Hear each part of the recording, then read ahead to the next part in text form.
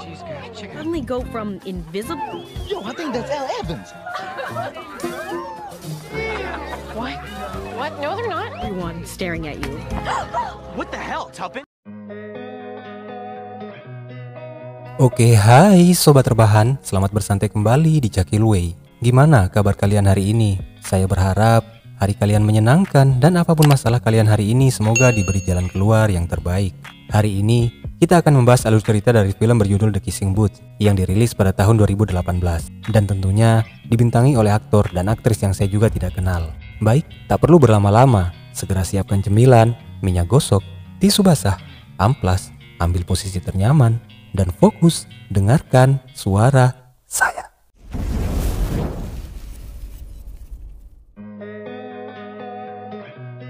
Film dimulai dengan memperlihatkan dua orang ibu yang baru saja melahirkan bayi mereka di sebuah rumah sakit, yang mana kedua ibu ini saling bersahabat dekat. Salah satu bayi perempuan diberi nama Elle Evans, dan satunya lagi, bayi laki-laki diberi nama Lee Flynn.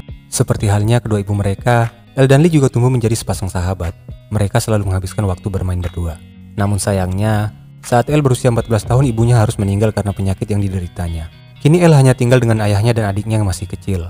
Singkat cerita, 2 tahun telah berlalu setelah meninggalnya sang ibu. Elle dan Lee kini tengah duduk di bangku SMA.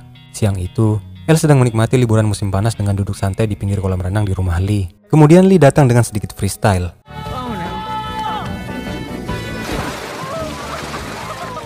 Elle mengajak Lee membicarakan soal ide kegiatan apa yang akan mereka lakukan di karnaval sekolah nanti, yang mana kegiatan tersebut bertujuan untuk mengumpulkan dana yang akan mereka sumbangkan nantinya. Di sela-sela obrolan mereka datanglah kakak Lee yang bernama Noah. Berbeda dengan Lee, Noah ini terkenal sebagai seorang bad boy di sekolah. Ia sangat hobi beradu jotos dengan anak-anak lain. Namun tak bisa dipungkiri, di balik semua itu Noah adalah idaman ciwi-ciwi di sekolah, disertai postur tubuh yang atletis dan paras yang good looking. Bahkan Elle diam-diam juga naksir sama Noah, tapi ia tidak bisa menunjukkannya karena menjaga persahabatannya dengan Lee. Akhirnya hari sekolah telah tiba. Sialnya, saat sedang bersiap-siap celana Elle robek. Dan celana cadangan yang ia punya juga sedang kotor. Terpaksa, Elle harus memakai rok yang dipakainya saat masih di kelas 1, yang mana rok tersebut sangatlah mini dan membuat Elle menjadi sangat seksoi. Lee yang menjemputnya bahkan sedikit terkejut saat melihat Elle. Setibanya di sekolah, semua mata langsung tertuju pada Elle yang terlihat seperti siap mencari mangsa.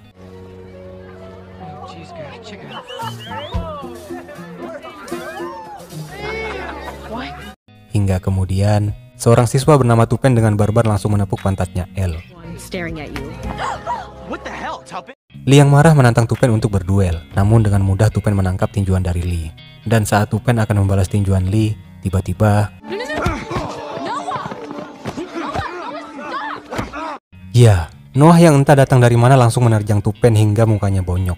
Akibat hal itu, seorang guru memanggil mereka untuk disidang, termasuk Elle yang menjadi akar perkelahian itu. Saat menunggu Tupen yang sedang disidang, Elle bertanya kenapa Noah melakukan hal itu. Noah menjawab kalau ia hanya menolong Lee, adiknya yang sedang dalam bahaya. Lalu tiba giliran Elle yang akan disidang. Sang guru bertanya kenapa dirinya ke sekolah dengan rok yang sangat mini. Elle menjelaskan soal celananya yang robek sehingga ia terpaksa memakai rok tersebut. Namun, sang guru tetap akan memberikan hukuman kepadanya karena sudah melanggar aturan berpakaian. Saat jam istirahat terlihat para siswa sedang berada di kantin sekolah. Lalu terlihat 3 orang siswi populer di sekolah tersebut yang sering disebut trio OMG, yaitu Olivia, Mia, dan Gwyneth. Rupanya trio OMG ini juga termasuk ciwi-ciwi penggemar Noah. Karena melihat Noah yang berkelahi membela Elle tadi pagi, mereka bertiga menghampiri Elle dan berpura-pura ramah kepadanya. Dan yang pastinya mereka punya niatan lain. Saat trio OMG pergi, datanglah Lee yang kelihatannya naksir sama Mia. Sepulang sekolah, Lee mengajak Elle belanja yang mana ia meminta pendapat Elle soal pakaian yang akan dibeli agar ia bisa menarik perhatian Mia. Setelah beberapa kali berganti baju, Elle bertanya apakah Lee benar-benar ingin menarik perhatian Mia. Karena rasanya akan sangat sulit untuk melakukannya. Tanpa sengaja, Elle berkata kalau satu-satunya cara agar Mia mau mencium Lee mungkin hanya jika ia membayar Mia. Dari perkataan itu keduanya tiba-tiba tersadar akan sesuatu. Ya, mereka akhirnya mendapatkan ide untuk karnaval nanti, yaitu mengadakan kissing booth atau bilik ciuman, yang mana para siswa akan bisa berciuman dengan siswa atau siswi idola hanya dengan membayar tiket di bilik ciuman nantinya.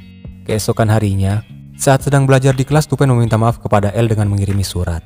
Elle meresponnya dengan baik, dan mereka jadi saling surat menyurat di dalam kelas. Lalu Tupen mengajak Elle untuk jalan berdua nanti malam.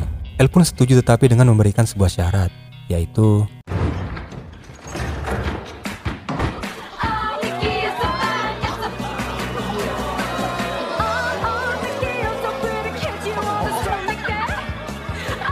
Ya, El menyuruh Tupen memakai seragam perempuan.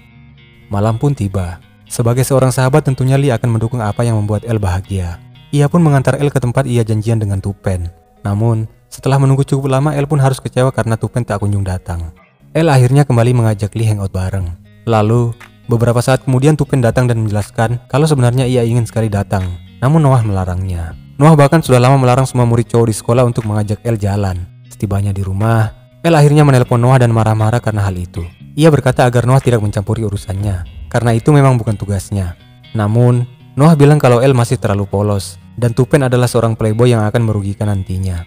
Keesokan harinya El dan Lee mulai mempresentasikan kissing booth untuk diadakan di karnaval nanti ke hadapan beberapa guru. Beberapa guru ada yang tidak setuju dengan ide itu, karena berciuman dengan banyak orang tidaklah steril. Namun El kembali meyakinkan kalau ide tersebut akan menarik perhatian banyak siswa, karena nantinya yang akan menjadi modelnya adalah murid-murid populer di sekolah tersebut. Dan sudah pasti banyak yang mau membeli tiket untuk bisa berciuman dengan idola mereka, sehingga akan berpeluang untuk mengumpulkan dana. Trio OMG yang juga ada di sana kemudian bertanya, apakah Noah juga akan ikut di bilik ciuman? Demi meyakinkan mereka, El dengan spontan menjawab sudah pasti Noah akan ikut. Beberapa hari kemudian Noah dan Lee mengadakan pesta di rumah mereka dan mengundang semua teman-teman sekolah mereka. Kemudian trio OMG menanyakan kepada El apakah Noah sudah setuju untuk ikut di bilik ciuman nanti. Karena tidak ingin mengecewakan mereka, akhirnya El menghampiri Noah yang saat itu lagi sibuk bertukar nafas dengan seorang gadis. What? Karena merasa terganggu, gadis yang sedang bersama Noah memarahi El. Namun Noah tidak suka jika ada yang berbuat tidak baik kepada El. Akhirnya, ia mengusir gadis tersebut. She's like important to my family. Wait, Are you for serious? leave. Melihat gadis itu pergi, trio OMG jadi tambah yakin kalau El bisa menyuruh Noah ikut di bilik ciuman. Pesta pun berlanjut dan para muda-mudi ini larut dalam suasana.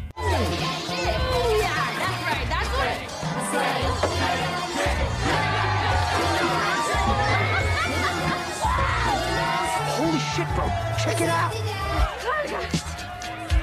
It's hot out here. Totally dying. No.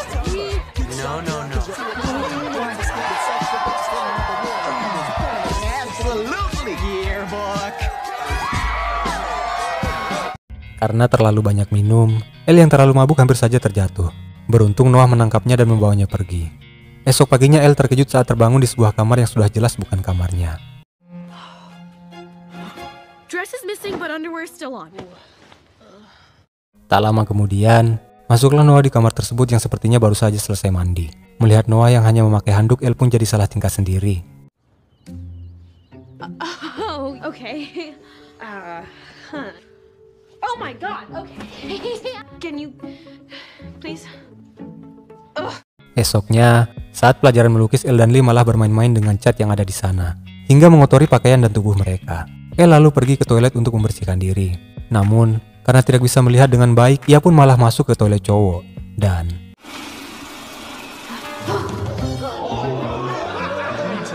I told you before, stop messing around. Now put your shirt on and get out. Stop telling me what to do.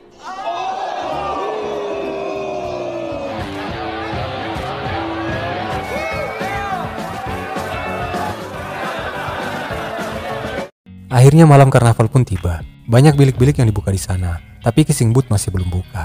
Beberapa saat kemudian El dan Lee membuka kissing booth. Untuk para gadis, ada Oli yang akan menjadi modelnya. Dan untuk para pria, ada Olivia dari trio OMG yang siap untuk dicium bagi mereka yang sudah membayar tiket. Tak hanya mereka, beberapa murid populer lain juga ikut, seperti Tupen dan juga Mia. Namun setelah beberapa lama para siswa mulai bertanya-tanya, kemana Noah yang telah El janjikan.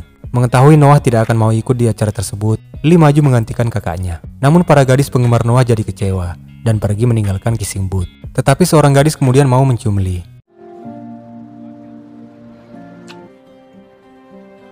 Whoa. I hope you like what you see.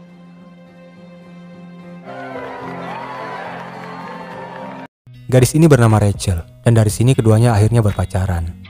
Olivia tidak mau lagi melanjutkan kissing booth, karena melihat kalau orang yang akan menciumnya begitu jorok. Lalu trio OMG bermaksud menjebak El, dengan menyuruhnya menggantikan Olivia. Namun, tak disangka-sangka beberapa saat kemudian, Noah datang dan pria jorok tadi menawarkan Noah jika Noah mau memotong antrian. El yang sudah menutup matanya tidak tahu kalau orang yang ada di hadapannya adalah Noah. Begitupun trio OMG yang jadi melongo saat melihat Noah yang ada di sana. Lalu El bilang kalau ini adalah pertama kali ia akan berciuman. Dengan kata lain, Noah lah yang secara tidak langsung akan menjadi ciuman pertamanya. Semua orang pun jadi terdiam sejenak melihat adegan romantis itu.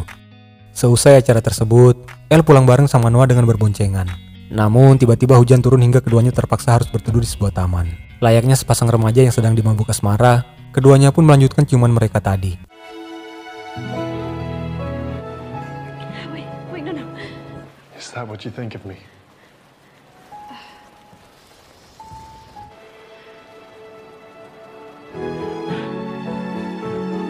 Namun seorang security memergoki mereka, yang ternyata sudah sangat hafal dengan Noah.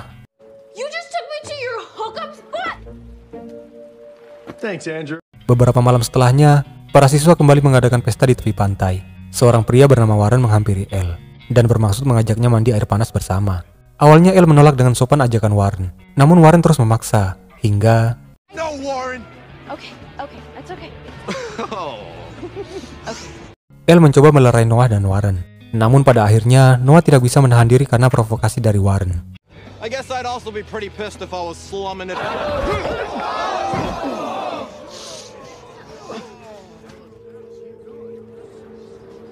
Elle yang tidak suka Noah yang doyan adu jotos pun berlari meninggalkannya.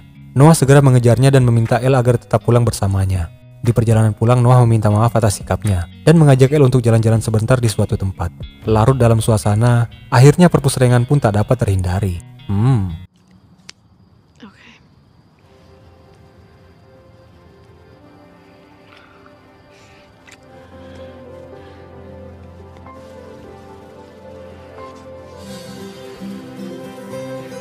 Semenjak kejadian itu hubungan mereka semakin terjalin. Mereka kerap kali melakukan perpusrengan di waktu-waktu senggang. Siang itu, sepulang sekolah Noah membawa Elle ke kamarnya untuk kembali bermantap-mantapan. Dan hampir saja mereka tertangkap basah oleh ibu Noah yang akan mengambil pakaian kotor Noah di kamar. Oh, it is so. Really? Oh. Hold on. Yep, come in. Hi, honey. Hey, Mom.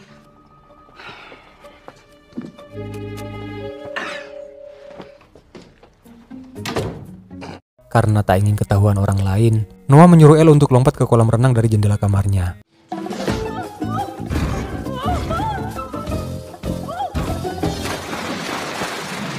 Hey, Hari demi hari berlalu. Elle dan Noah kini menjadi semakin dekat. Dan suatu siang Elle sedang menemani Noah yang sedang menyervis motornya. Noah kemudian meminta tolong untuk diambilkan kunci Inggris di kotak perkakas.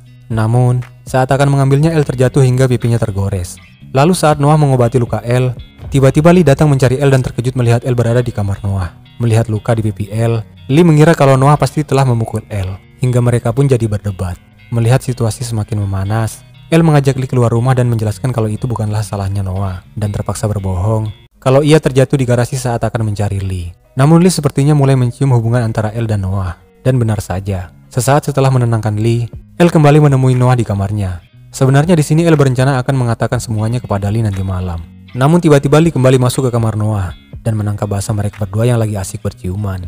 Lee menjadi sangat marah kepada Elle karena Elle telah melanggar salah satu aturan persahabatan mereka, yang mana keduanya telah sepakat agar Elle tidak menjalin hubungan asmara dengan kakak Lee, yaitu Noah. Berhari-hari Elle mencoba menghubungi Lee untuk meminta maaf, namun Lee terus menghindarinya dan jadi sulit ditemui.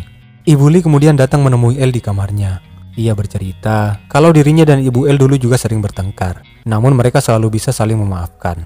Sampai suatu hari, Elle teringat akan sesuatu, yaitu salah satu aturan persahabatan mereka, yang menyatakan semarah apapun kamu, kalau sahabatmu meminta maaf dengan memberikan es krim, kamu harus memaafkannya. Lee yang juga sadar dengan aturan itu tidak bisa menolak es krim tersebut. Namun nampaknya, ia memang benar-benar kecewa dengan Elle, hingga membuang es krim tersebut sesaat setelahnya. Namun beberapa hari setelah itu, keduanya tidak sengaja bertemu di tempat biasa mereka hangout bareng. Dan saat akan memainkan permainan yang biasa mereka lakukan berdua, Lee akhirnya luluh dan keduanya kembali akur.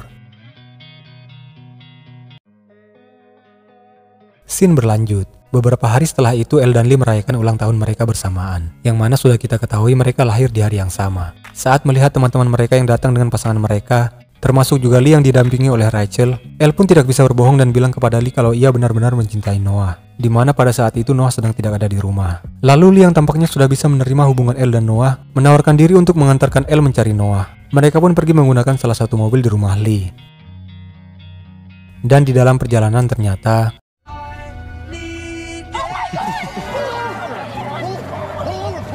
ya, Ternyata yang ada di samping Elle adalah Noah sendiri. Noah dan Lee rupanya telah merencanakan hal ini sebelumnya. Mereka pun kembali akan bermantap-mantap di taman yang sebelumnya. Namun kali ini, security yang waktu itu tidak mengganggu mereka.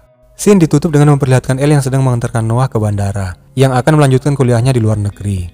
Suasana haru terjadi di antara mereka karena harus berpisah untuk beberapa waktu ke depan. Setelah Noah pergi, terlihat Elle yang sudah bisa mengendarai motor Noah membawa motor tersebut pulang. Dan tamat.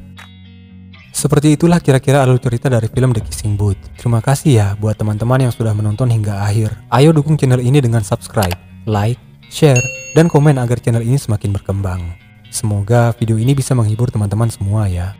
Dadah!